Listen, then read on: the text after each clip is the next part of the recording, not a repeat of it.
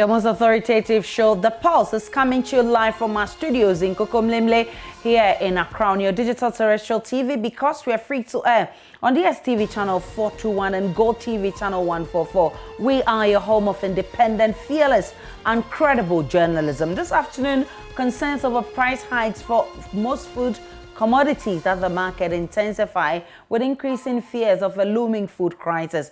This afternoon, our lenses are widely open at the market for a reality check. Have some that's going for 7, they have some that's going for 8 cedis. Also this afternoon, some 240 prisoners escaped after unidentified gunmen attacked a facility in Nigeria's Kogi state. On the Pulse this afternoon, we're going heavy on the security implications of this development in Nigeria on the sub-region. Remember, it's the second mass jailbreak this year in Nigeria. Plus, we are asking the question, who is next to coach the Black Stars, as a 3-member special GFA committee is given 72 hours to find a replacement for CK Akono. We have experts' analysis for you here on The Pulse. My name is Aisha Ibrahim. The Pulse is brought to you by Global Communities, Dignilu, Affordable, Safe Sanitation. Remember, we're also streaming live on YouTube and all our social media handles. Tweet at us with the hashtag The Pulse. My personal handle is at the Nana Aisha. Always a pleasure to host you.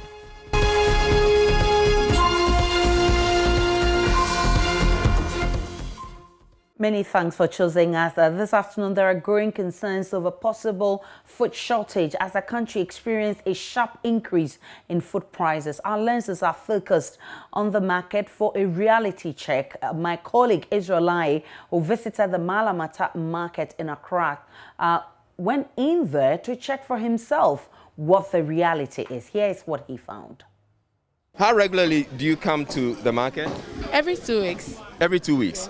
So you buy enough to last you 2 weeks? Yes, yeah. Okay, so you go ahead and you buy your palm nut. Yeah. What shop, mommy? I don't know why. Me told you yeah. Okay. Now on so. Anna, baby, I'm yan. And say so na to me ti abenu. Hey. So to ti abenu. Esi sa. Ko baby asa. Baby, I'm yan 8 cedis. From me. Okay, so it's 8 cedis now, but how much was it being sold previously? It was 5 cedis. How long ago? Oh, a month ago. Okay, so in this case, she's explaining that it has to do because because it's raining. Yeah. What does the rain have to do with the shortage of abenkwan? So at day tinama so then so na yitinama. Abenemu. Nsuo to ayentimi mforo abe. Nsuo to oforo aba owo wan hwe obeka. Nti nsuo bi ato a onko afum. Makoma akona etimi konu abe. Emiti na ma abe. Nsuo to na ma abe ne hwaye. Okay, so the explanation is that when it's raining, they typically wouldn't climb to harvest the palm nut because they're saying that it's there may be snakes on the palm nut tree. So that's why you tend to get this experience where the palm nut or the price of palm nut will go up when it's raining. So all right. Enum 10 cedi.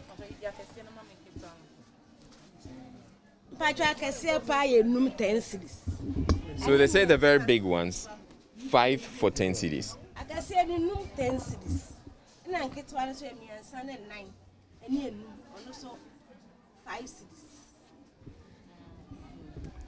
Naturally say I can see no. I can see 5. Makoma 5. 5. And I 10 cedis. And I get one so it be a 4. It be a 3. And no 5 cedis. 5 cedis.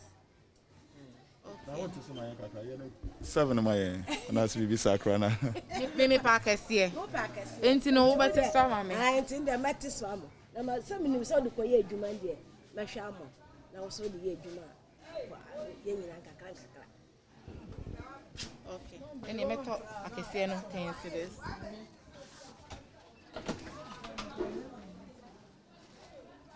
Okay, so it looks like she's going to get a nice deal from the plantain. So how many pieces are those? All right, so she's making it 6 for 10 cedis. Oh, it's 6, I checked. And I'll bet so back one my into you there. Okay, nice. So we got 7 pieces. And well, yeah, that typically that's what I do when I used to go to the market and to buy for my mom.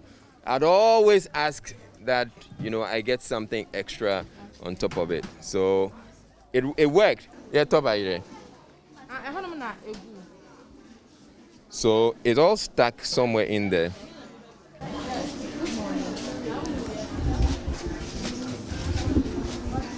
Byron, I say.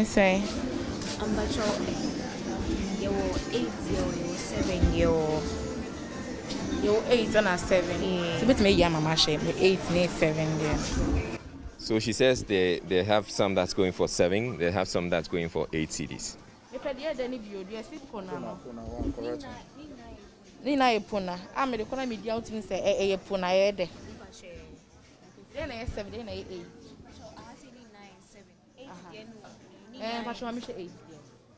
Right, so we want to see what the 8 cedi yam, tuber of yam also looks like. So she's going to bring some out, then we can get to see. 8 and 7, the same, you know.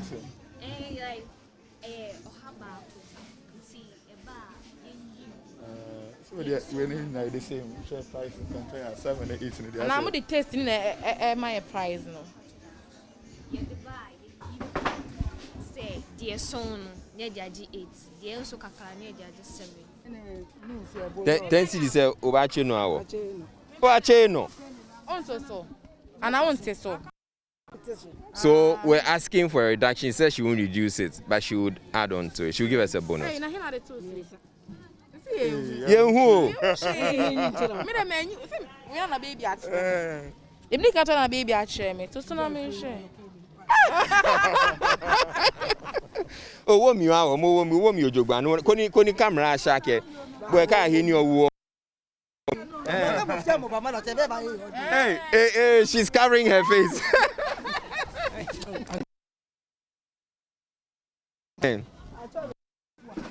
Jemfua. Chenkua. Abi. Let's see my family label. Okay, so hey, she said, hey, my money, because she was forgetting to pay her. Okay, Abi. Oh yeah. So we're getting some garden ears. But what would you say about the prices of the tomatoes? It looks nice. The tomatoes is okay, but the price.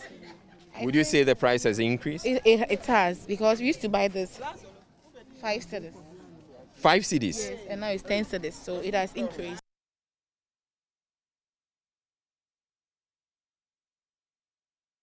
Well, government says it is suspending food exports following revelations of shortages and price hikes in the country. Listen to Deputy Agric Minister Yalfrin Pon how the ministry intends to deal with this situation. The situation has arisen as a result of several factors. And these factors include the global economic situation in the midst of the COVID-19 pandemic that affected even the production of fertilizers and the supply of these fertilizers, transportation of these fertilizers to our country. And then secondly, the government also, because of revenue shortfalls, had challenges with payment to fertilizer suppliers. And this actually affected agricultural production in this country. But notwithstanding, the little that we had, we lowered our guard a little bit. We felt that we had enough, so our neighboring countries kept transporting our food products across the borders. Before we could say Jack, we were running into shortages.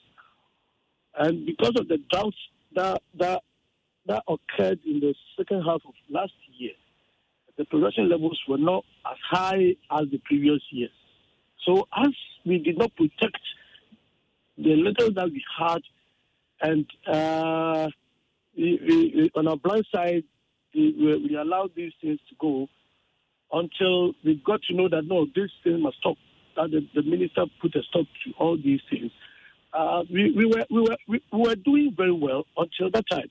But we've learned a lot of lessons from it. And just as the earlier speakers were talking about, we are no longer going to lower our gas this time. The harvest that we are going to have this year, both the minor season and then the major season in the southern sector. You know, the northern sector, they have only one planting season. The planting season has been good in the northern sector because the rains have been good. Just that inputs did not go as we all expected because of the factors that I've listed above earlier. So whatever we are going to get, we will guard them jealously. And finally, for us, the government, the Minister of Agriculture has taken delivery of, I wouldn't say delivery, we've been giving about 81 to 85. I'm not getting the figure very right, but I know about 81 of the warehouses are ready. Okay. So what we are doing in the interim is to ensure that our produce are not being exported to neighboring countries. That has started, you say? One. Okay. And then at the moment, we are expecting the harvest from our crops this year. Around this time, some farmers are beginning to harvest, and that is especially in the middle belt where we have two seasons. Around this time, farmers are harvesting. They are at the same time planting for the minor season. And the minor season, the rains have been good. So we know that the minor season we're going to get better harvest in the minor season even than the main season. And the assurance from government to all of us is that we can avert a food shortage in this country. We are surely going to avert this food shortage because the buffer stock is now getting ready, well positioned to be able to mop up every food that we produce in this country.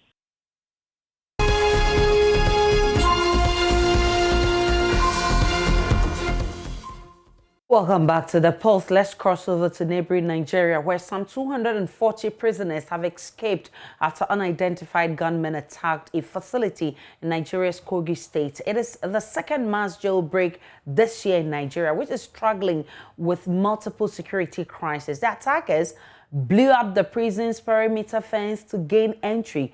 Nigeria's prison service says the gunmen were heavily armed and fought a fierce gun battle with the guards. Eyewitnesses told local media that 2 security officers were killed at the Security Custodial Center in Kaba, but this has not been officially confirmed. Investigations are underway to find the escaped prisoners and the gunmen who freed them, the authorities say.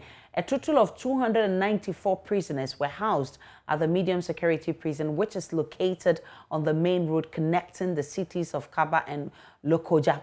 The majority of them were in pre-trial detention. This afternoon, we're looking at the security implications of this, especially because of how close Ghana is with Nigeria, and also because we have recently been cautioned by the Nigerian High Commission that criminal activities in the sub-region has increased. We'll have that conversation shortly. But first, let's get some update from Nigeria.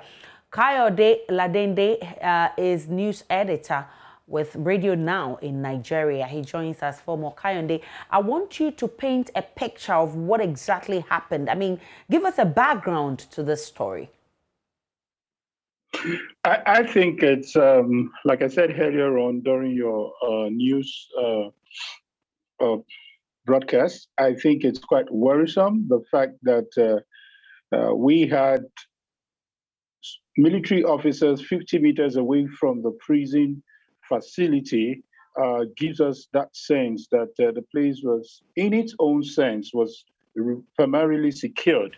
So for them to have that kind of sporadic shooting, it means that it was well planned, well orchestrated, and it is yet to be confirmed who is actually behind the attack.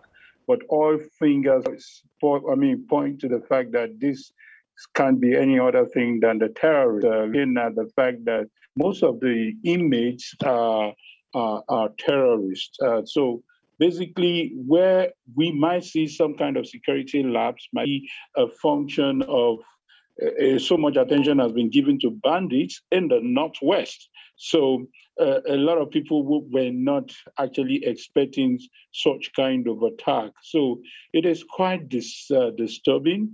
Kogi, the state in question, has relatively been peaceful. So with this kind of attack, and guess what? We've only 3 persons have been rearrested, which means that the inmates are on the loose, and quite a lot of people are disturbed that they may have done more havoc before they are apprehended. That is, if they are apprehended. Kayode, I want you to tell me what the latest is with regards to whether authorities have been able to link which group actually committed this.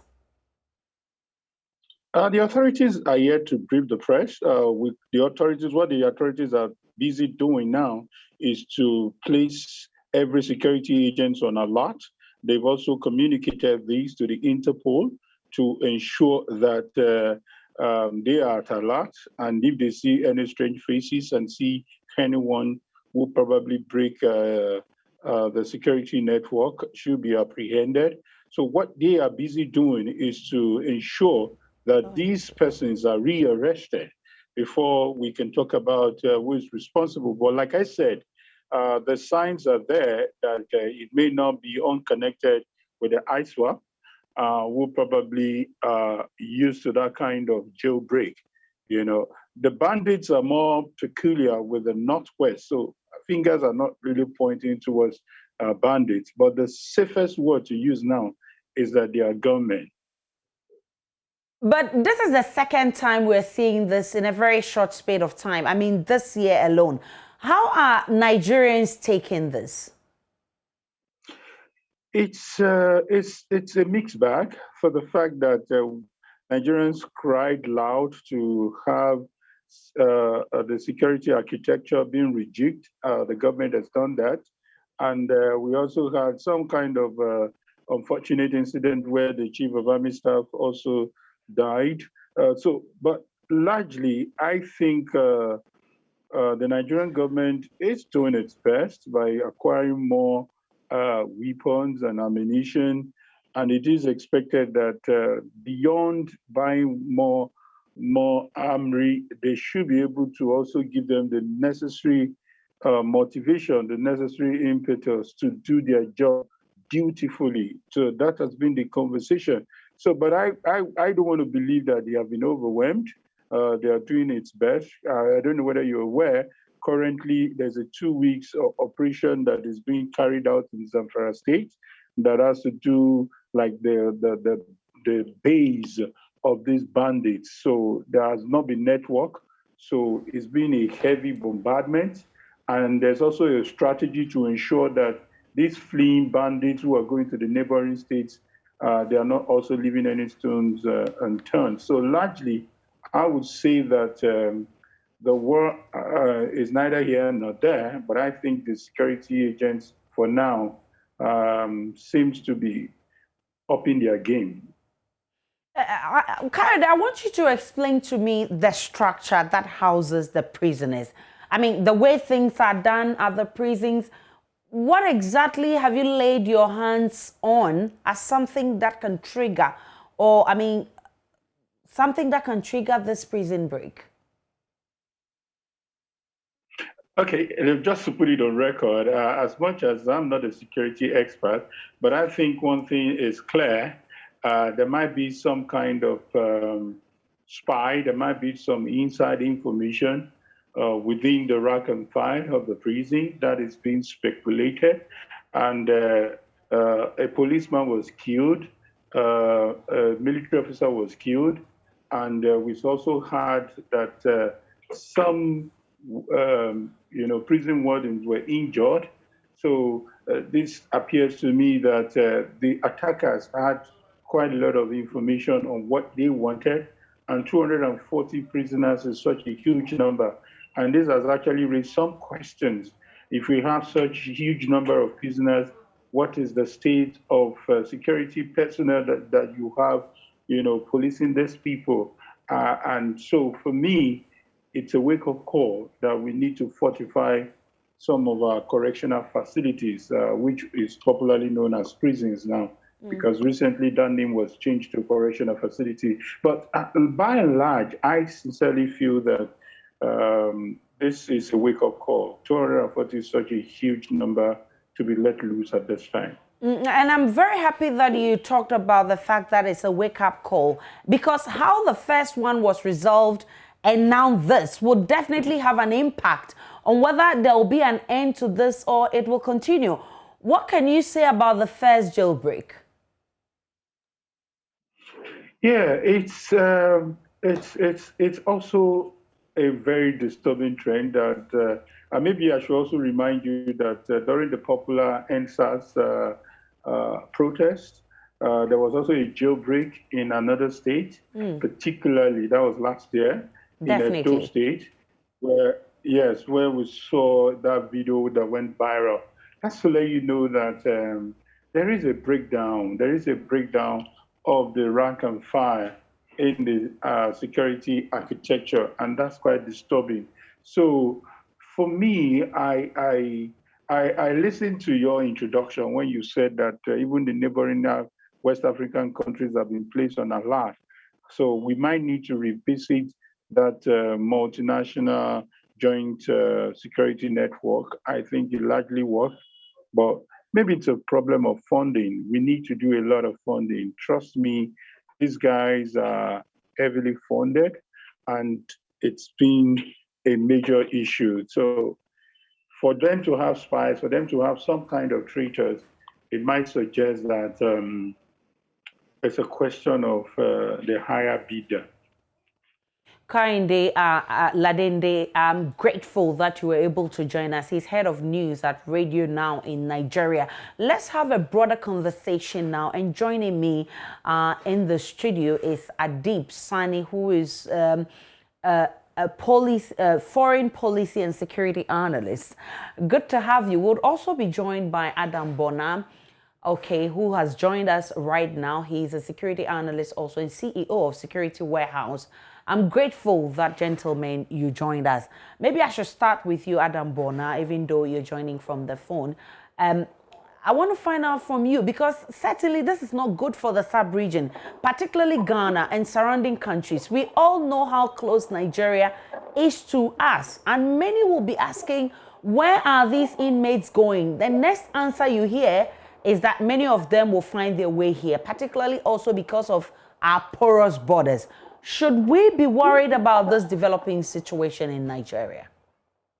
Yeah, thank you very much, Asha. Well, yes, and then good afternoon to my colleague, Sani, if he's on the line. Yeah. Yes, he's quite worried with regards to jailbreaks. I think the recent one, the biggest one, happened again in Nigeria about 4-5 months ago.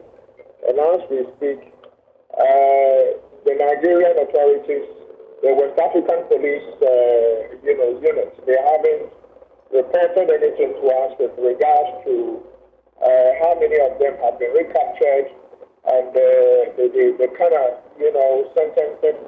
sentences these people were serving, duration, the crimes they have committed, were they petty criminals, were they terrorists, were they violent criminals, were they rapists, were they serial murders. We needed to know at least a profile of who these people are. The idea of trying to know who these people are is to ensure that if, for instance, in our own backyard in Ghana, if we begin to have an increase in a certain type of crime, then chances are that one would have to begin to look at it and say, okay, is it possible that we have some of these escapees from the neighboring, country entering into our backyard? And so it is very important that we are able to deal with this matter. But unfortunately, as you can see what is happening in the sub-region, our sub-regional heads have not been any helpful to us, the citizens who make up the sub-region. And so somehow some bad people are able to press from one neighboring country to the other and come and commit crimes and run back or stay in. And so these are the issues we would have to deal with, Aisha. Okay, I want you to reposition yourself because there were some breaks in your audio, so that when you're making that critical point, we can hear you loudly. But Adib Sani, I'm grateful that you're also in the studio with me. I'm sure you're also worried about this situation, especially because of the incidents we've seen in our country, I mean, recent times, murders, armed robbery, all of that. And I mean, when the Kaswa incident happened, there was a direct link to foreigners who have also infiltrated our society. I mean, this is a situation that should raise eyebrows. You're worried, I believe. Absolutely, Aisha. And before I came into the studio, I mean, anytime there's a story breaking, I make a conscious attempt to get in touch with persons on the ground. I've sat on a number of courses with Nigerian colleagues. I called one of them who is a university lecturer. And the information I have gathered points to one thing and one thing only. It exposes certain structural inefficiencies in the Nigerian prison system. And I personally also took the trouble to gather some data on the number of persons who have escaped from prisons in Nigeria in the last decade. And interestingly, Asha, it's well over 10,000. Okay. April this year, we had close to 2,000 escaping from Owerri. Last year in Edo State, we had 1,993 also escaping. Yeah. Usually it is through coordinated attacks, either by armed bandits whose bosses have been incarcerated, or members of terrorist groups, especially those associated with the Southeastern Front and, of course, Boko Haram. And Ghana is always a favorite destination. You don't expect Nigerians to resettle in Benin or in Togo. Not any other an English-speaking country. We are fairly peaceful. Our democratic credentials is impeccable. We are a shining example. The business opportunities here are endless. So they find convenience right here in Ghana. Definitely. And it's particularly because also of the fact that our systems, our security systems, is not the best. We have people freely coming into the country without being subjected to any form of security checks. And mind you, Aisha, Ghanaians generally are not, Ghanaian criminals, let me put it that way, generally are not as daring as Nigerian criminals. In the past, issues of robbery happening during the day is something that we're not used to, but now it's becoming more like, you know, a weekly ritual. Kidnapping is also fairly new to us. So it's quite obvious that these Nigerians who are able to come into the country have succeeded in transferring the knowledge to their Ghanaian counterparts, and that's going to pose a bit of an existential security threat to the country until something is done about it. In recent years, I mean, you talked about the Islamist groups who have also joined or have orchestrated some of these acts. And you mentioned what happened the last time in Owerri, and then we had one last year also. All of these coming together, you realize that resolving them would actually have an impact on whether we are stopping or we are going to see more. I'm afraid to say that we haven't had any resolve to the ones that you've mentioned, not that I know of. And of course, this recent one, if you listen to Kayode says that they are yet to even make arrests of people who orchestrated this. This definitely would have an impact on whether we are going or we are coming back. Correct me if I'm wrong. Obviously. And Aisha, unfortunately, the bad news is we can only expect worse happening in Nigeria. Kayode spoke about the fact that the government has invested some logistics and some money into the correctional system. But as a project officer, I don't care what you invest in. What I care about is the outcome. So to what extent has it been able to bring down the numbers? So we can only expect worse. We can only expect a lot more of these Nigerians coming into the country because they are being sought after in Nigeria. And this would obviously increase the space of crime in the country, particularly robberies and murder. And that is why I have personally always advocated for a biometric system which would have all West Africans feed into it. So at least if someone is being sought after in Nigeria, Ghanaian authorities should be able to tell. Unfortunately, that is not what is happening. You see people running from the law in Nigeria. They come to Ghana, they start businesses, and nobody has any information about them. So we need to really invest in biometric systems, which I must say is even part of the sustainable development goals. If you go to countries such as the US, all the states feed into a system called CODIS. It's a DNA database. So they have even gone beyond the biometrics.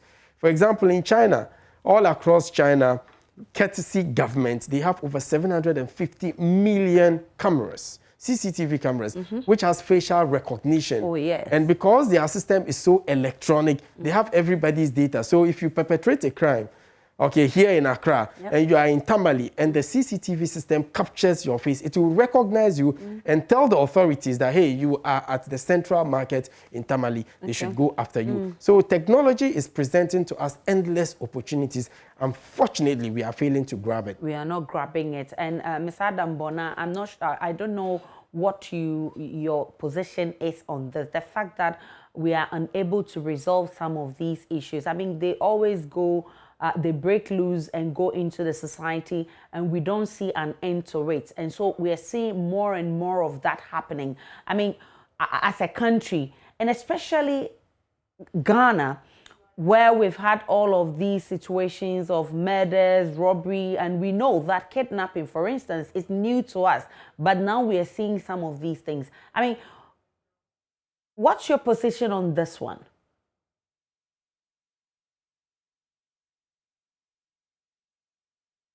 Okay, so I'm told we're trying to get Adam Bona back on the line to join us. But let's look at the implication of all of this on the sub-region. And I like to always zoom into Ghana because, I mean, that's the immediate effect we'll be feeling from this whole situation. Well, Aisha, in recent times, we've been pushing at the international stage for a more harnessed approach to doing trade within the West African subcontinent. Just recently, we went a step further by having the Africa Continental Free Trade, agreement headquartered right here in Accra, and it's expected that it would increase intra-African trade by 52%. But at the same time, development comes with its own security issues. So if we are not able to improve on the security systems, you can only expect worse. So it is important, considering how closely knit we are as a subcontinent where people, move freely from one country to another. From one country to the other. There's the need for these systems to be in place so it can check these movements, and we'll be able to fish out the bad people from the business people who would want to engage in their legitimate business issues. But like I indicated, there's a likelihood that crime in Ghana would increase as a result of what is happening in Nigeria. So this is a big challenge to stakeholders to look beyond the borders of the country so far as managing the security of the states is concerned, because we would have a lot more of these people. And I'm particularly scared that these terrorist groups could take advantage of the porous nature of our borders, the lack of systems, come into the country, establish sleeper cells, and the next minute we might also be confronted with a terrorism scourge like it is happening in Nigeria.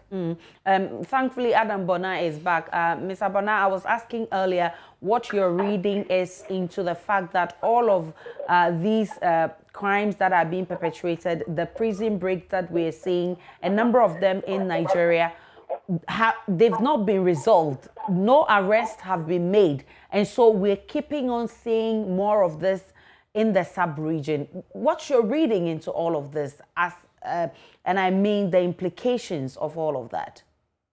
Actually, if you can ask your question again, where are Mr. Big Noisy? Please ask the question again. So my point is that we've not been able to resolve some of these prison breaks. And so a lot of them go out there, they penetrate the communities, and we've not seen an end to that. Now we're seeing more of that. What are the implications on the sub-region, especially Ghana? The implications are very simple. If you know, one of the issues the African free trade thing would have to deal with has to do with security. Obviously, people would not want to travel into the sub-region. People will not want to invest into the sub-region. Those of us within the sub-region would find it very difficult to move from one country to the other if security continues to be a challenge. And as we speak, the sub-region itself, apart from this type of jailbreaks, is in turmoil. Today, there is attempted coup. The next day, there is a coup. And so mine is that I think recently the Ghana Police Service, did something, published or added some information to the West African, crime database, which is good. But the challenge here is that once this is not done, then it is obvious that crime rates can only go up. But as we speak, are we able to conveniently share crime statistics among those of us within the sub-region? It's difficult to know how, the pattern and the modus operandi of criminals in Togo, in Benin, do they vary? And so you probably would have some semblance of, you would have something that looks like crimes that are usually happening in Nigeria now happening in Ghana, where you have criminals now robbing you, not in your home, but robbing you in the middle of the road. Okay? You now have bandits or herdsmen. The increase in nomadic herdsmen into our own territory, and you know what that brings. Most of them come with AK-47s, firearms, small arms, and all that. What do? After shepherding their animals into our territory, they sell some of these firearms. They themselves end up robbing and doing all sorts of things. And so if we begin to hear more successful jailbreaks, and the Nigerian type of jailbreak is coordinated, but one would have thought that as a sub-region, our sub-regional leaders would deal with this canker. But unfortunately, it is business as usual. So as far as I am concerned, Aisha, one can only ask questions and say, but we might never get answers. And the simple reason is that crime rates are obviously going to increase. That's it. Aisha, I would have to go. I'm traveling, so all right. I would have to go. All right. Thank you so much. Thank you so much for joining us, Adam Bona. Now, what should our security agencies be doing at the moment, especially the police, especially national security, and all the others that matter? Adi. Well, I'm happy we are discussing this because we cannot sit in Ghana and pretend that it is a Nigerian thing and it has nothing to do with us. Obviously, there are implications owing to the closely knit of our society within, West Africa. So first and foremost, it is imperative that we improve intelligence, we improve security at the border crossings. Unfortunately, for example, between Accra and Aflao, there are well over 300 illegal crossings. The northern frontier is even more disturbing. So we should involve the people, the locals in the security management process, because if you move officers from Accra to let's say somewhere in the Upper East region, they are not in a position to know the area like the indigents. So I think that going forward, we should include them in the security management process because they are the locals and they know themselves. So if a new person comes into the community, they are able to tell. And most importantly, Aisha, we really need to invest in the biometrics. It's very important. And ensure that as much as we can, all West Africans should be on that system. If it is too laborious to achieve, then the different countries have their different systems. Like Ghana, we have the Ghana card. We can develop a centralized system in which the individual countries can feed into So at least if someone is being sought after in Nigeria, we should also be in a position to know that this person is a fugitive and vice versa. We keep talking about intelligence. Is our intelligence failing us? You see, a lot of work is done behind the scenes that you and I might not be privy to. So we should be able to detect some of these things immediately, even before it happens. Aisha, it would interest you to know that in recent times there has been some high-profile arrests of persons suspected to be terrorists by our, security people. But, it's not open news. Okay? A lot is being done, but there's no room for complacency. We should still do a lot more. But if a lot is being done, why are we not seeing the alerts that, be guided, you take guard, things like that may happen and all of that. We are not seeing enough of that because intelligence should tell us what is about to happen. So we'll take guard. Yes, in security studies, there's what we call the intelligence cycle. From the time you would commission the intelligence to gathering, to sifting the intelligence, then to disseminating it to the appropriate authorities, then the feedback mechanism and all that. But I think our intelligence is not comprehensive enough.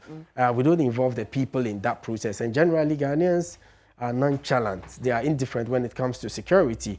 So you see something untoward happening in your community, you feel that, hey, that's not my business. But if we involve the people in that process, and mind you, a lot of the intelligence source is from civilian sources. So if you don't have civilians who trust in your ability to protect them, you don't have civilians if you have civilians who you have not been able to harness your relationship with based on mutual trust and respect, you definitely would expect rejection and people might not cooperate with you. So this is a comprehensive thing because it would also involve the witness protection regime, which I must say is very poor in Ghana. When I report to the police, if I give them an important information that leads to the capture of a dangerous criminal, how is my security protected? So like I said, it's a combination of a lot, but one thing at a time. Adib Sani, I want to thank you so much for coming. Adib Sani is a foreign policy analyst and also a security analyst. Now, let's move on to this other big one. A 3-member special GFA committee has been given 72 hours to find the next Black Stars coach. This comes in the wake of GFA's decision to terminate the appointment of CK Akono as head coach of the Black Stars. Joy Sports Hans Mensah has details of CK Akono's journey as a coach of the national team in the following report. I will not call players based on their names, because it's CK Akono and he's playing Manchester United. I should invite him. No. That was Charles Kwabla Akono when he was appointed head coach of the Black Stars in January 2020. He replaced Kwesi Appiah, under whom he had served as assistant coach of the senior national team. Before that, he was appointed by Kumasi Asante Kotoko as head coach in October 2018. But by August 2019, he was given the boot. His 10 games in charge yielded 4 victories, 4 defeats and 2 draws. Fans described some of those matches as lackluster, particularly the match against Ethiopia in Cape Coast. Ghana's defeat against South Africa intensified calls for his sacking. Football pundits Nana Jiman, Jerome Otri and Joy Sports' Gary L. Smith. The fact of the matter is, he didn't do himself any favours. The president of our country said at a breakfast meeting that the target was for CK Akono to win the Africa Cup of Nations and to get to the semi-final of the World Cup. I mean, if we are any serious people, we don't need a local coach now. JoyNews sports journalist Gary L. Smith said the stage had already been set for coach CK Akono to fail. As a nation, we set CK Akono up to fail. Why did we set him up to fail? Evans, we all knew, you knew in the studio, when Kwesi Appiah was sacked, Evans, you knew that we did not have a team that was a world beater. You knew. Yeah. Everybody knew. Yeah. And yet, when CK Akono was given the job, we all watched. And when I say we, I mean our leaders are a reflection of us. So we all watched as our leaders, one after the other, kept saying that qualify for the AFCON and go and win the AFCON. When everybody knew that CK Akono, maybe he was a coach who was going to learn from his mistakes as he went along. But we knew that we could not give him the support he needed to win the AFCON. We also knew that he did not have the material necessary to win the AFCON one touch. We knew, but we all watched as our leaders said that. A couple of months ago, the president of our country said at a breakfast meeting that the target for Siki Akono, because they were going to get money, from corporate Ghana and all that, was for Siki Akono to win the Africa Cup of Nations and to win and to get to the semi-final of the World Cup. I mean, Evans. Yeah. We did not even give the 2010 team who had gotten to the final of an Africa Cup of Nations, we did not even set them that target before they went to South Africa. Yes. Why then would we do that to a team that had just crashed out in Egypt in the manner that they did? Why have we done this to Siki Akono? We have been very unfair. So forget about the statistics for a moment. But all of us have done a great disservice to this man who we gave the job in the hope that he was going to learn and develop with all of us. Of the three-member group charged to find a new coach, Dr. Randy Abbey, has been sharing the qualities to fish out for the search for the new man. In my view, a coach's role, really, one is about having a strategy for a game, calling up players, deploying players according to a strategy for the game, decision making in the course of the game. Key. So it's a leadership role. Yeah, key. So let's say you're going to play Zimbabwe, home and away. You obviously will study your opponents, and that will inform how you want to approach the game. Then you call up players. The players you call up must be informed by how you want to approach the game. The players you deploy, that's your actual selection, must inform that. And then in the course of the game, many things can happen, because a lot of decisions you make throughout the game are assumptions. In the course of the game, some of your assumptions might not work out. And that is where the tactical ingenuity of coaches come to play.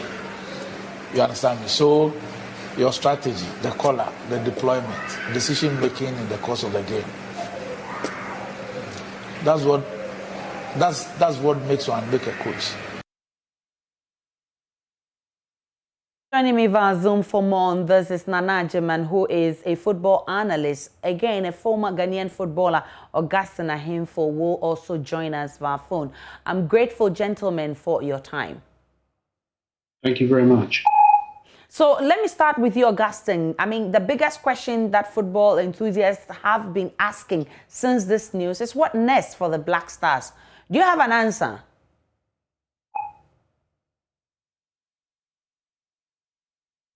Hello, Augustine. All right. So if we're not getting Augustine, let's bring in Nana Agyemang. Nana Agyemang, let me put this straight to you. Do you have an answer to people who are asking for, who are asking about what next for the Black Stars? Thank you very much. Well, I think there's two things. If we are really serious about wanting to win the AFCON, and if we're half serious about wanting to enter the semi-finals of the World Cup, one of the things we have to do is we have to spend a lot of money to get a coach that has already won the African Cup of Nations, a coach who knows the terrain, knows the African terrain, knows the unscientific logic that we apply to football on a daily basis, that governs the way we see football.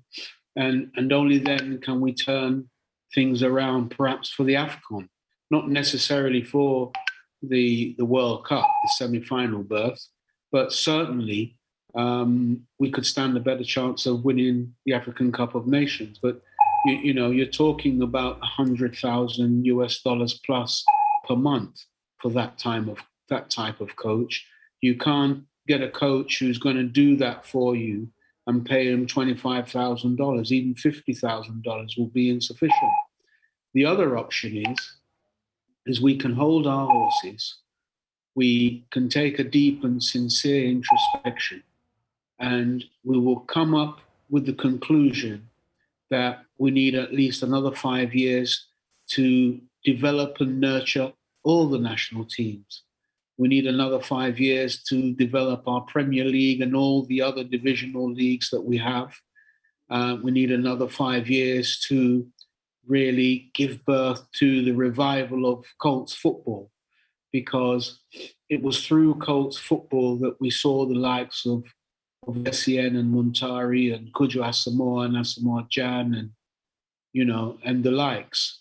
And we've not seen them again since the time they've departed. Now, they really set the standard. I mean, back in the day, we had the best, one of the best midfield quartets in the world. For my money, they were at least in the top 5, if not even higher. We've not been able to match that since then. We've not been able to match that team that went to the World Cup back in 2006. Everything else after that, after our 2010 escapade in South Africa, has been totally woeful and been below standard. So there's two options we have. If we want to force to see if we can win something for the first time in 40 years, pay for a quality coach to come and give that coach a free hand so that he can make all the necessary decisions he wants to make. He can work with a selection criteria and not a committee that vets the players that he selected, but he can have a proper... that there was some hand twisting somewhere. We've heard CK Akono himself talk about influence from outside. So from what you're saying, so it means that there was some influence somewhere, right? Well, you and I were not there to coin a famous phrase. But yes, of course. I am aware that there have been instances when CK has picked his side and the GFA have changed 1 or 2 players or even 3 players. It shouldn't be like that. We should have a comprehensive selection criteria that governs what the coach does. And statistics will show you, and in some instances, you can go with your heartbeat as to what you think a particular player can do. You can have 1 or 2 wild cards outside of the selection criteria, but you definitely need to have a free hand to work. You can't have a situation where people who are not coaches, who do not have the experience you have, who do not have the qualification, are telling you ultimately what to do. And as I say, on the other hand, which is something I prefer, let's look at development. Let's look at development because, when the under-17 goes for a tournament, if they lose, they're disbanded. The same with the under-20s, the same with the under-23s. The under-23s is like a ghost team. It just really exists in word only. They've just played a couple of games a few months back, and I think it was 11-1 in total, the 2 games or something like that. It was atrocious. But the fact of the matter is, because there's a lack of focus on our local players, we don't seem to be interested in developing them and nurturing them. All right. Let me bring in Augustine Ahin on this one, because you hit on players and development of players. Augustine Ahin, I'm grateful for your time. Now, a lot of people, people are blaming CK for, what is happening at the Black Stars camp, their performance and everything. Who would you blame? Is it CK's fault? Because we've also heard CK Akono talk about the fact that there are people who have influence in the selection of players in top matches and what have you. Who should we blame for the performance of the Black Stars? Thank you very much. I don't think when it comes to team sports, one singular person can be blamed for the team's successes or, as it were, team not being successful. people are blaming because that's what pertains in Ghana. We only look at one aspect of the area and then we try to blame. When it comes to team sports, there are a lot of functions that has to happen to bring success. So let's ask ourselves that whoever was in charge of whatever, how have they performed as a people? I ask myself a lot of questions. Do we only look at the performance of the team or other stuff or other things going on before the performance happens? Why is Ghana not being able to fix the Accra Sports Stadium to that level that will bring the best out of the players? Why is it so? Why have we neglected our youth system as well when it comes to development? And then we just single out the Black Stars, and whenever it doesn't go well, we try to blame the coach or somebody else. As a people, what are we doing? Why have we neglected all this? We cannot fix one particular stadium that the national team of Ghana, in this case the Black Stars, will always be playing there. I can't get it. Because when it comes to football, like I stated, a lot of factors come to play. So are we saying that it's only CK Akono who has contributed to us not being successful within the past few months? Or it has been a systemic thing that has been there? Let's look at all these areas and try to correct them and see that are we capable of going forward? People talk about quality. Yes, maybe the quality cannot be compared to yesterday, but you can have plan. Even if you don't have quality, you can still have a plan. That will propel the team to the next level. What has been our plan? So we should look at all these factors, sit down as a people, let's judge and know where we have to start from. Augustine, do you think that the GFA has been unfair to CK Akono? I wouldn't want to single out CK Akono. Let's look at how we keep on changing our coaches. What has been the norm? What have they done right? What have they done wrong? Do we change because we want to change, because we didn't win a particular game we lost? Or we are changing because we just want to change? Or we are changing because there's a particular thing that we expect somebody to do and they are not doing it? Also, let me take this opportunity to state that coaches in this country, especially the local ones, have to be bold enough. They have to be bold enough because for a coach to go ahead and invite a player and the player stating publicly that he himself thought that he was not even qualified to be invited. Ask yourself that what really went on before that player was invited. So if somebody says somewhere and he wants to blame the coach, yes. Were the player selected by the coach himself or somebody else had influence on that selection? I don't know because like Nana stated, I wasn't there. So I cannot say. But as a technical person, sitting where I'm sitting, it should not happen.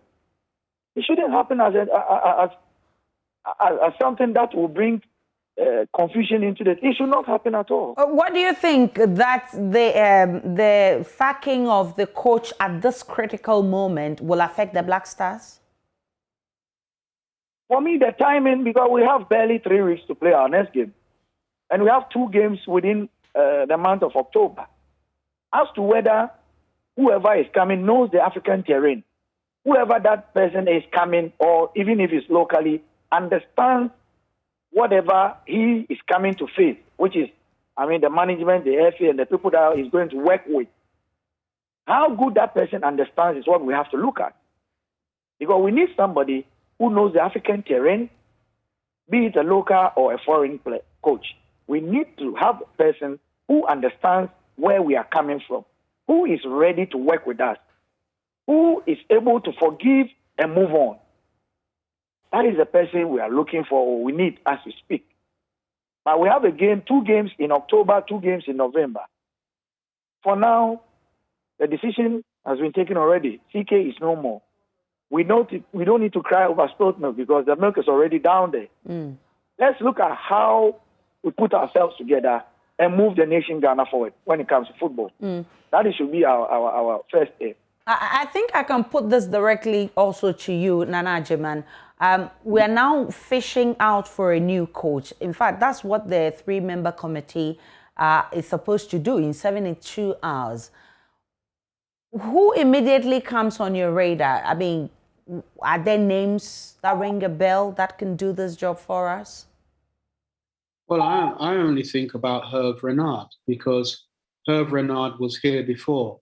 He has a good indication of how we think and how we do things. And when he was here, he was the physical trainer. He worked with Claude Leroy. And he left after Claude Leroy was dismissed. He went to Zambia. He won the African Cup of Nations. Eventually, he left from Zambia. He went to Morocco. He won the African Cup of Nations. He's now in Saudi Arabia. I'm sure he's getting, 80, 90, 100,000 US dollars. And for me, if we still want to be stubborn and pursue this dream of winning the African Cup of Nations for the first time within 40 years, I think that is a man who understands the African terrain, who has done it all before. He's a man who will stand up to the GFA and the government need be, and he will tell them that if it's not done his way, they should take their job. So I think it should be him, but it comes with a heavy price tag. You're talking about 100,000 as a minimum to get that man here. Other than that, I don't know of anyone else. I don't know of anyone else. I don't know of anyone locally, and I don't know of anyone else internationally who would be up for coming here. Okay. Let me ask Augustine the same question. I mean, do you agree with Nana that, I mean, this is the best man for the job, or you have other names? Don't want to speculate on any name. At the end of the day, we have said CK is not good. So let's go and bring in that competent person that will take us to the next level. Okay.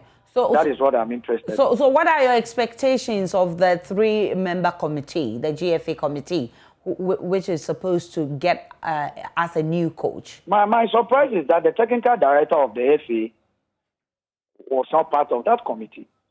Because we are talking about technical matters here. So at least he should have been part of that committee to seek or to bring us the next coach, that technical director of the FA. But I'm surprised that he's not part of that committee. So I really don't know. I can't say much about that. But I hope that whoever or those on that committee will bring us who will qualify us to the World Cup and also go to the Nations Cup, perform well, and then the subsequent World Cup. But at the end of the day, we want good results. Should they go and bring that person and we don't have that results that we are expecting, then whoever is in charge should also be taken up. Nana, does the absence of the technical director on the committee actually affect any decision that will be taken? Yeah, of course it does. Of course it does. He's the one with the technical brains. Randy's got good experience. There's no doubt about that. He's gone through the mill. We know that, but he's not a technical man. Neither is Mark Addo. Very far from that. And Zida, please. The technical director should be there. There's no two ways about that, because this is an issue where this is the case where you want to select someone who technically is competent, because that's what the issue is about. It's the technical competence that we're talking about. And who better to assist in selecting someone who is technical competent than the technical director? There's no two ways. It should be there. But we've seen this kind of thing happen before, where administrators think they are the appropriate ones. I mean, it happens in our local football. I mean, what we've done to a certain extent, we've undermined our local coaches throughout the season. I mean, there are some football administrators and club owners who will tell you that, oh, don't mind him. He thinks he won the course, but that he won the match. But I paid X, Y, and Z to ensure that the match went our way.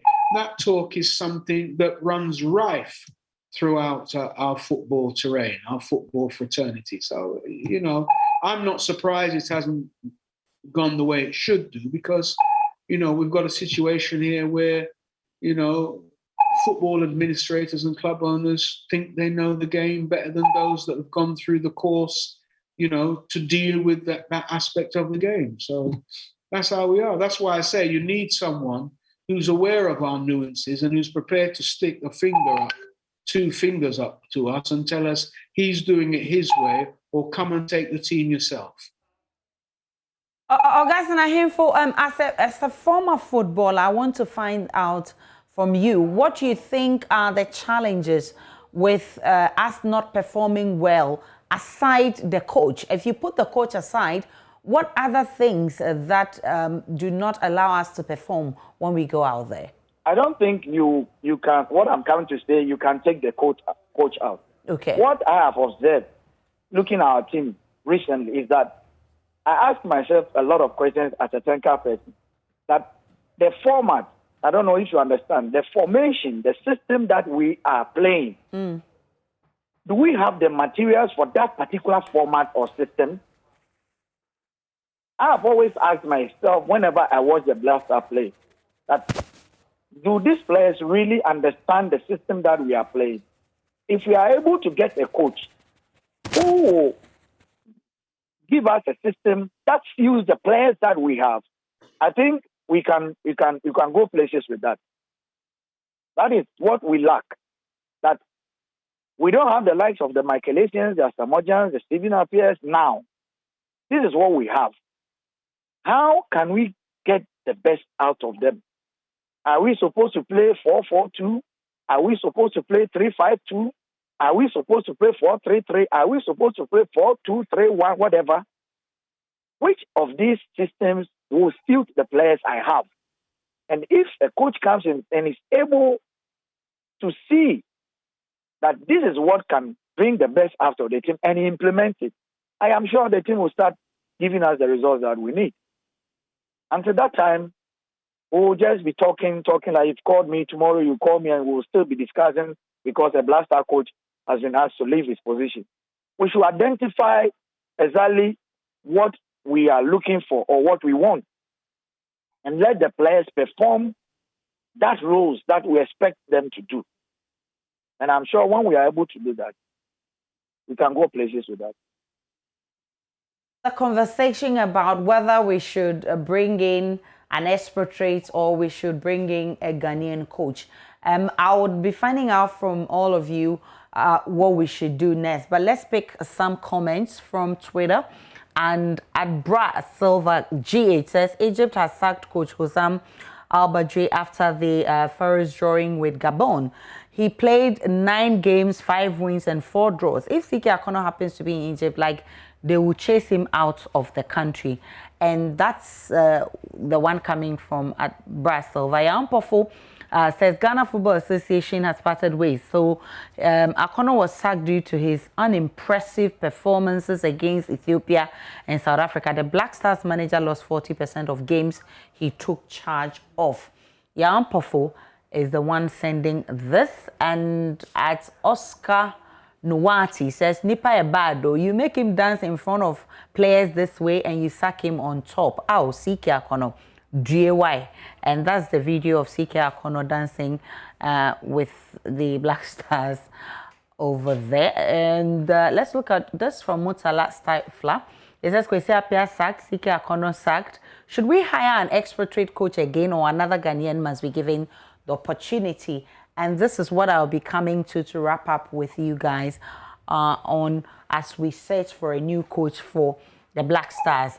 Adolfo Labi says, Alhaji Karim Gruza, when the Ghana Football Association appointed Siki Akono as a head coach of the senior national team of the Black Stars. So there's a picture there showing Alhaji Gruza, who doesn't look like, who doesn't look happy there. So he says, today GFA has sacked Siki Akono. And that's what, so of course, he's trying to portray the picture that Alhaji Gruza should be happy for what has happened. Okay, so these are some of the comments on Twitter. It's just mixed reactions over there. Let me wrap up this conversation with you. There's been calls for, I've heard many people say that we don't need a Ghanaian coach anymore. We need an expatriate. I mean, what's your thoughts on this one? And I'll start with Augustine Ahe. I think that what we need, if we indeed we think CQ was not competent enough, then we are looking for competence. Let's look for somebody who will be competent to do the job to our satisfaction. And to touch on the dancing of CK, it has been the norm of the Black Stars. Whenever you are invited to camp the first time, you need to dance for the whole team. Okay. So it's been the norm. Okay. Be it a coach, a player, a new player comes in his first call-up, before in one of their dinners, you have to come and stand in front of the players and dance. Okay. So this video is not current. It's been a video which TK did way back before now. Okay. But as mischievous as you want us to be, people are using it. So I'm looking for a competent person, be it a local person or a foreign person, who understands the terrain of what we are looking for or where we come from. And then we hope that the rest will be the luck on our side. Do you trust the GFA to do a good job? Because this is the same GFA that people have pointed that they really set up the stage for CK Akono to fail. I expect them, of course. I mean, we need to believe in them or trust them because they are in charge, as you speak, for now, in charge of Ghana football. So we need to trust and hope that whatever decisions that they come up with will be the best for the nation. When they are not able to do that, then we can hold them responsible. Because we can't keep on changing coaches every now and then, meaning that the coaches are not good, but they are right. It's one thing that we have to look at. We believe them that they are going to bring the results, but at the end of the day, if they are not able to give us that good result or a coach, then we should hold them responsible. Nana German, so first tell me whether we still need a Ghanaian coach or an expatriate. Well, it depends what we're going to do.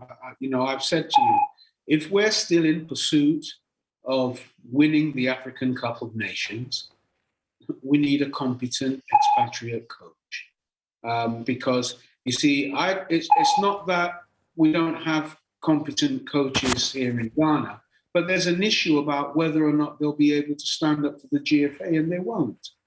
They won't be able to, So if we want to pursue that line, get a competent expatriate coach.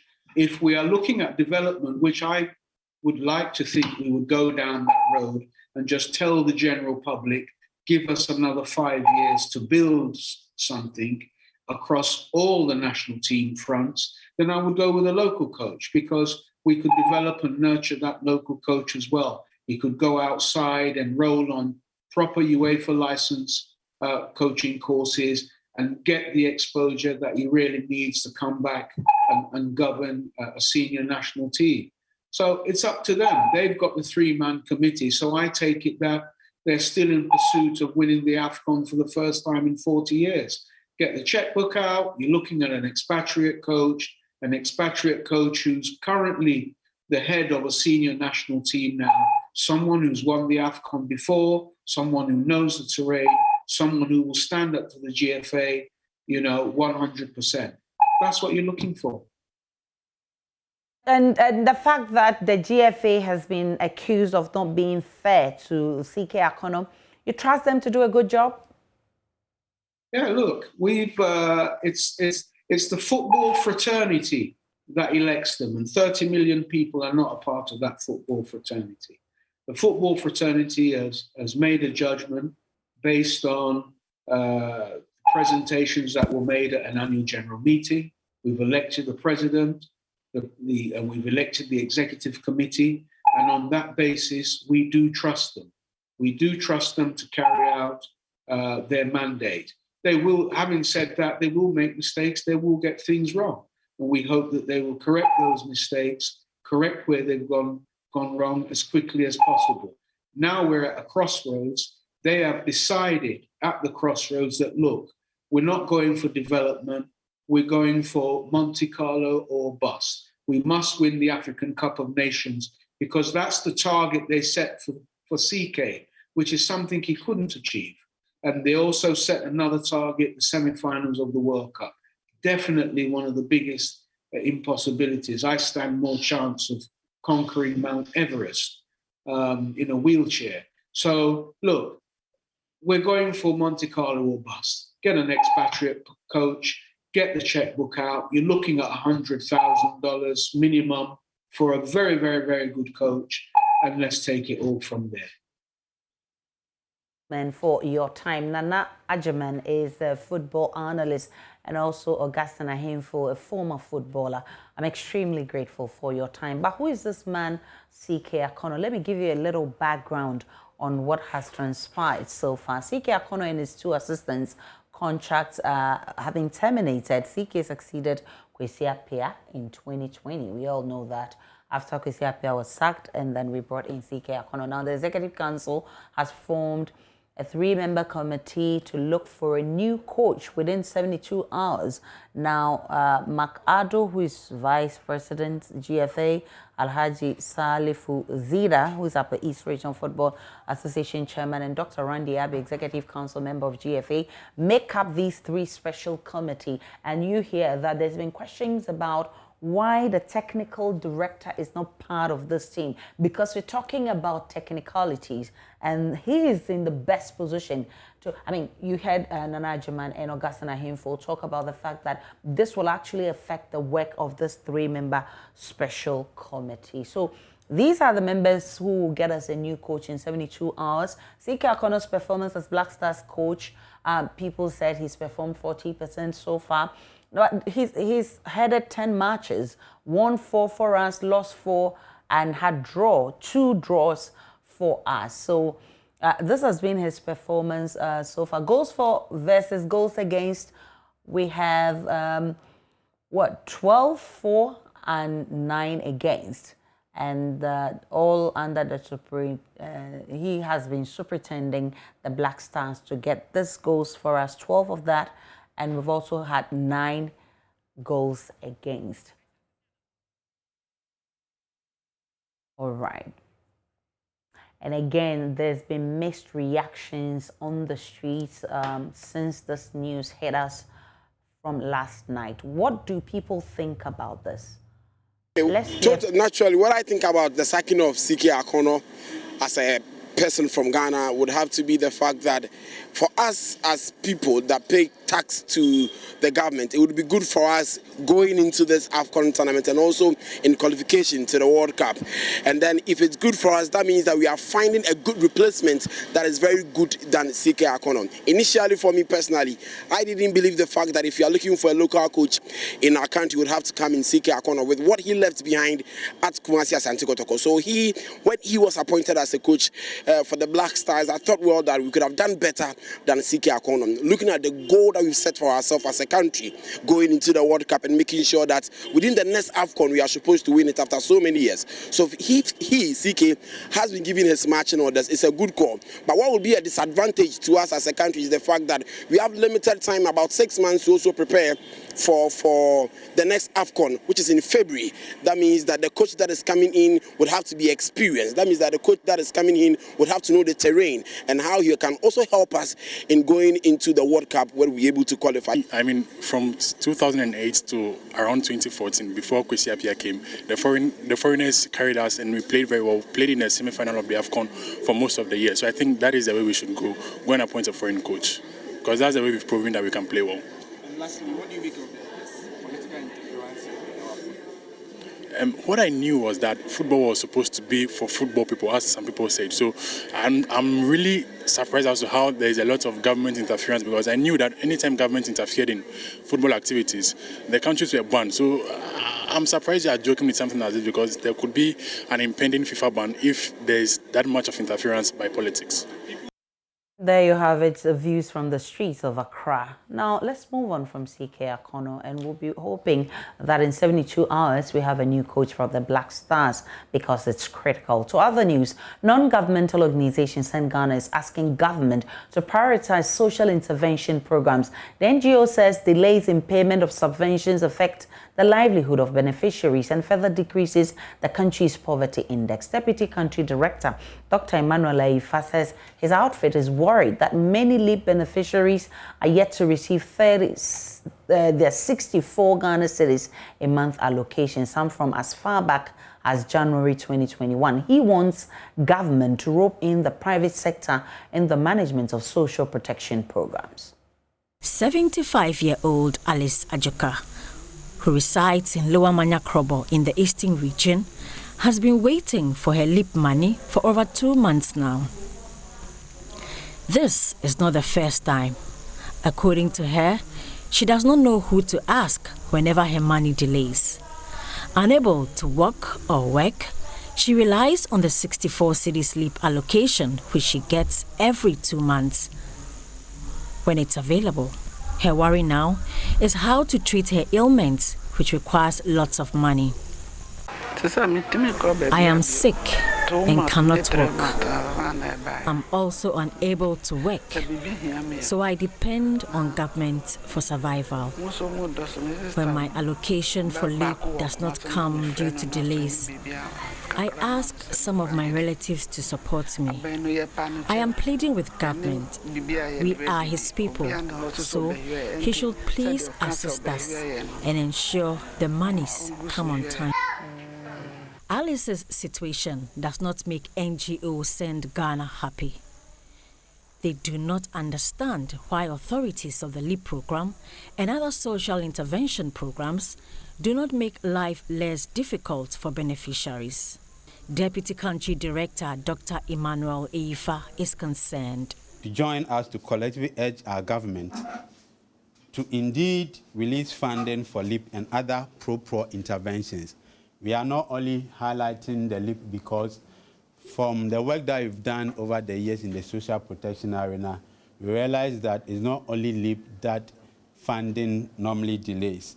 We wish to remind the government again that citizens have the right to social protection.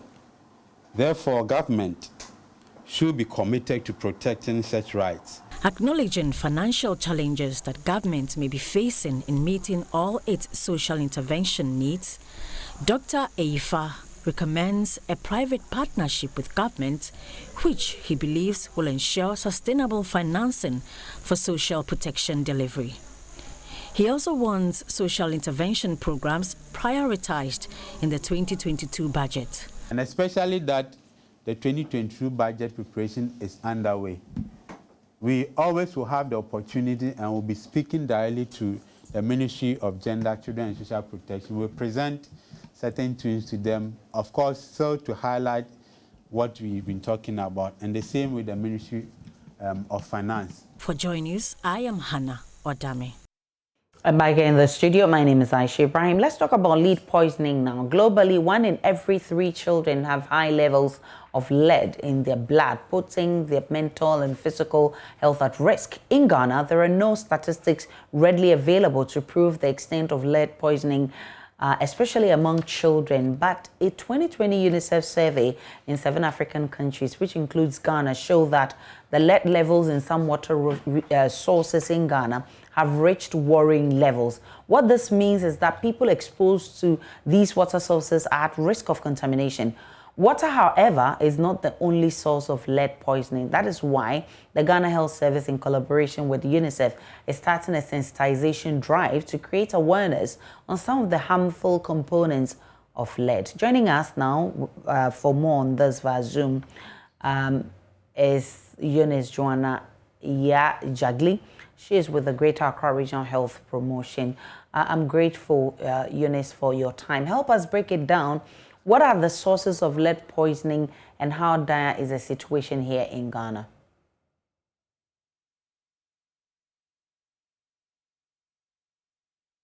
Eunice, kindly unmute for me. Kindly unmute for me, Eunice. Can you hear me now? Yes, loud and clear. Thank you. Thank you for the opportunity. Lead poisoning can be through recycling, the burning of tires, as we have at Agbogloshi. We can also get some from cosmetics that we use. We can also get some from the car batteries. That is the major source of lead exposure. We can also get from paint that we use to paint our rooms or cars and so on and so forth. We can get some from petrol and as well as the aviation fuel. And the most worrying is tainted canned food. We can get lead exposure and poisoning from them. You are organizing a sensitization program with UNICEF. Which areas are you focusing on? At the moment, we are looking at Agbogloshin, Ashedu Keteke, looking at Abusuokai in Ablekuma Central, also looking at Ashiama, Tema, Nungwa in the Greater Accra. Those are the areas of focus. However, this is happening in other regions as well. We are looking at increasing the awareness of lead poisoning and exposure. We want people to understand that there had been increasing content of lead in the blood of children as well as adults. And as we know, it can retard growth and mental growth of children. It can also result in anemia or cause anemia. For adults, it is sometimes responsible for high blood pressure, kidney damage, and sometimes can cause deformation in fetus. So we want to ensure that this becomes a household knowledge for people to take informed decisions. Joined via Zoom by a UNICEF communication representative, Charity Nikio. Thanks so much for your time. I want you to shed more light on this UNICEF survey that reveals lead levels in some water sources in Ghana have reached worrying levels. Thank you, Aisha, and good evening to your viewers and listeners also. So the survey is, like I said, it's a combined country one, and it was done at the Sentinel site set up by the Ghana Health Service itself. And we have two of these in the southern zone, which is in Ashiama, and then at the Accra Metro at Agbogloshi Clinic. And then we have another two in Kumasi Metro around the Menchia Hospital in Kumasi. And then Efija Kwabre District, there's a polyclinic at Kodie, where we also have this site. And then also in the northern sector, where we have Yendi Municipal Hospital and the Tamale West Municipal Hospital. There is also a workplace testing at the Tema Enclave, at the Free Zones Enclave, and also at the Ashedu Keteke AMA office. So these are the places where the samples were taken from for Ghana. And that is when we realized that the levels are more than normal. And so it's a pilot that is being done in Ghana for now. And we are hoping that after the awareness and the results from this awareness creation, we'll have more funding to scale up to other places.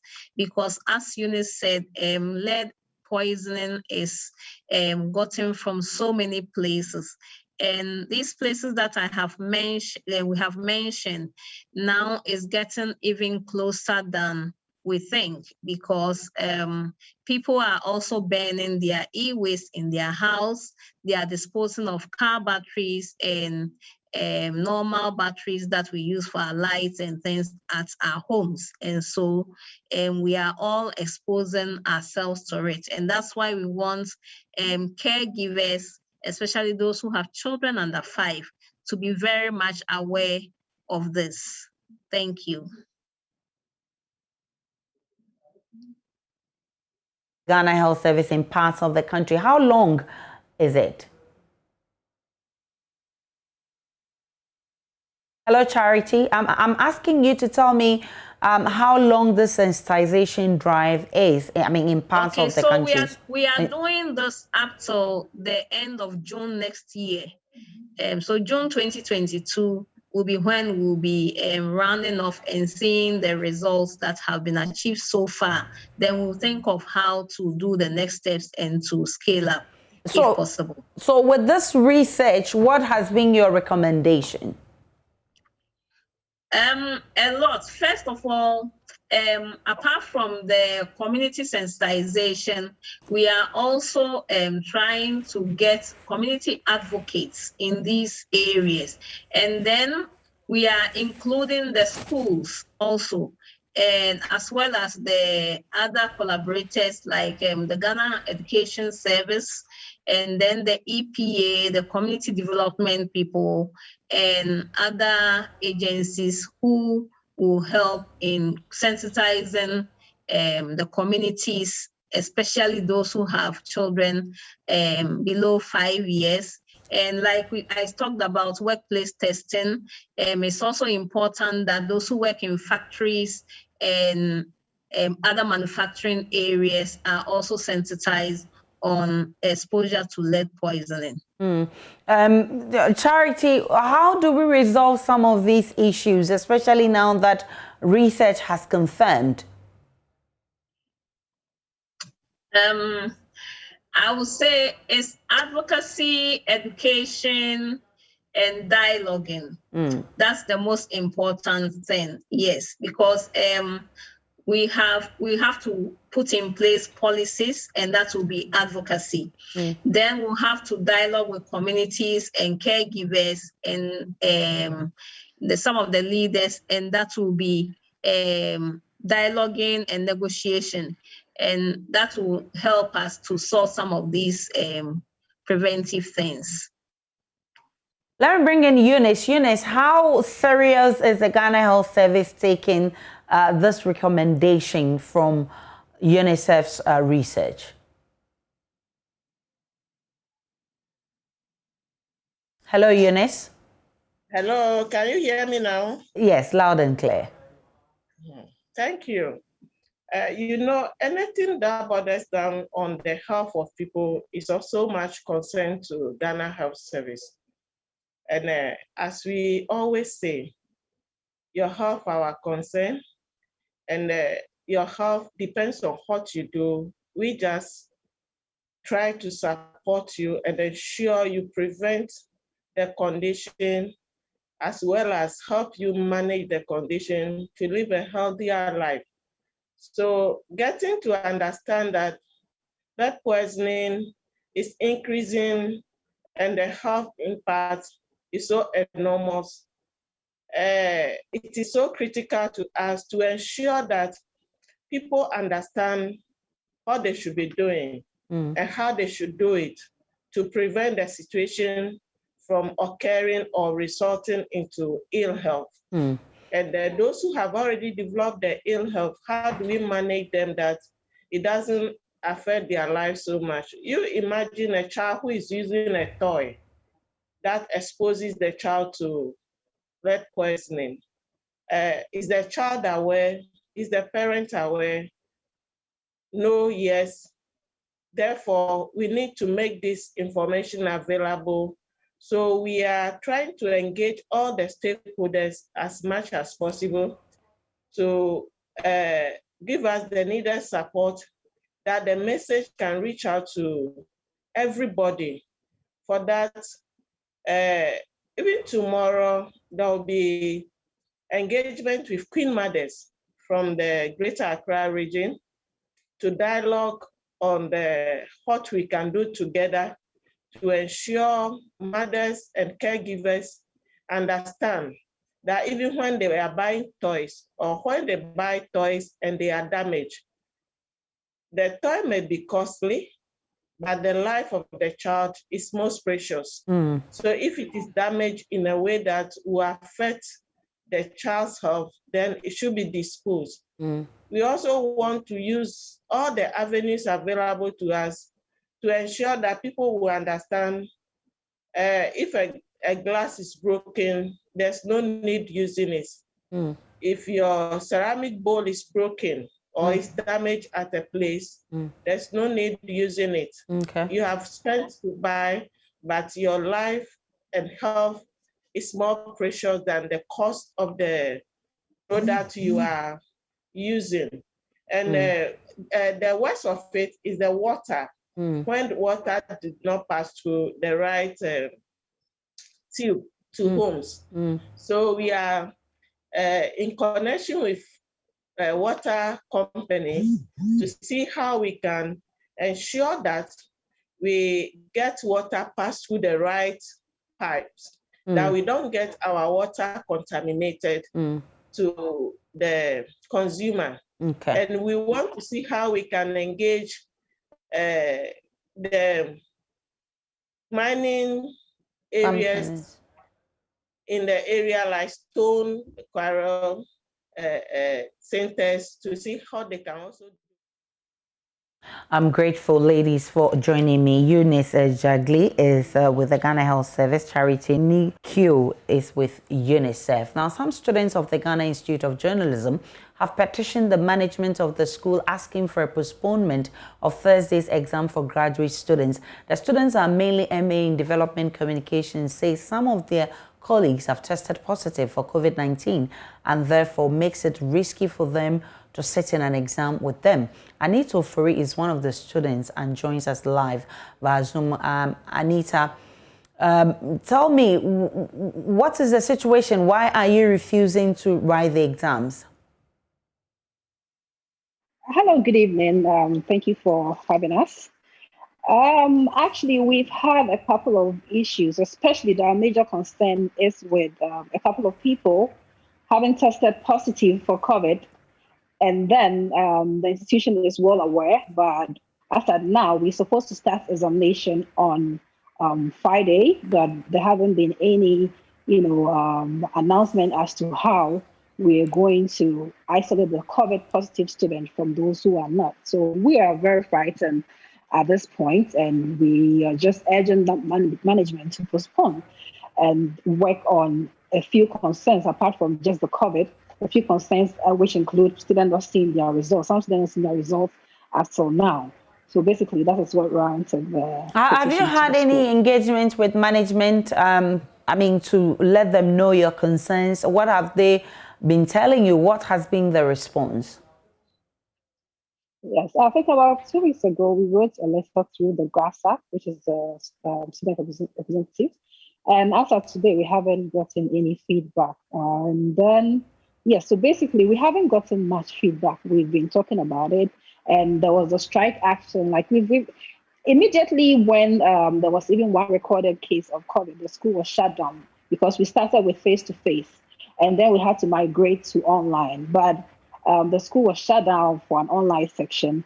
And then now we've been asked to come back for a face-to-face. And we still haven't gotten any good response from the school. Anita Ofori, I'm grateful for your time. I must say that all efforts to get management to respond to this issue has not been successful. But look, this is an issue we'll be monitoring, especially as COVID cases are rising. We'll be monitoring, bringing you updates in a subsequent bulletin. That's how we wrap up the Pulse this afternoon. My name is Aisha Ibrahim. Many thanks for watching. I've indeed enjoyed my almost 2 hours stay with you. Do enjoy the rest of our programs.